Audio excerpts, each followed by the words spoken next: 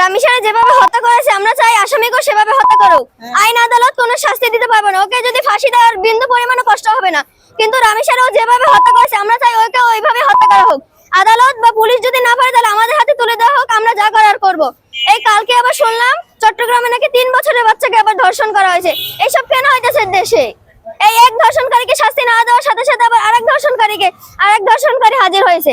বাংলাদেশটা এমন হয়ে গেছে, মেধাবী ছাত্রছাত্রী এবং মেয়েদের কোথাও নিরাপত্তা নাই। মেয়েদের যদি নিজেদের বাসায় নিরাপত্তা না থাকে তাহলে মেয়েরা কোথায় যেয়ে থাকবো?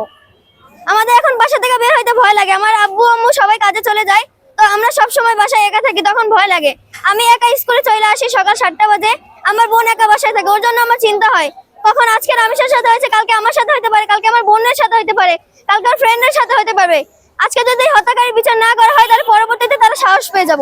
আমরা যতটুকু শুনছি ওই যে হত্যাকারী সোহেল রানা নাকি গ্রামে এইভাবে একটা হত্যা করে এসেছে, তো এই হত্যার বিচার হয় নাই দেখে ওই পরবর্তীতে এইটা করার সাহস পাইছে।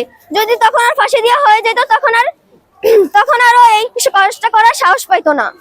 তো আজকে যদি এই সোহেল রানার বিচার করা হয় তাহলে হাজার হাজার সোহেল রানা এই কাজ করার আগে 10 বার ভাইবা নিব।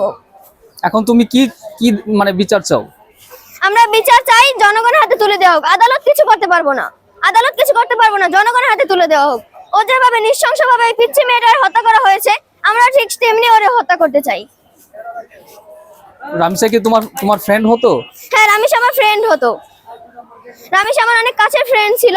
তো ওরে আমি অনেক আগে থেকে, আমি 2 বছর হয়েছে এই পপুলার স্কুলে আসছি, তো 2 বছর থেকেই আমি চিনতাম। আমার যখন ছুটি হইতো ও বলতো আপু আপু করে আমার ডাক দিত, বলতো আপু তুমি কোথায় যাচ্ছ?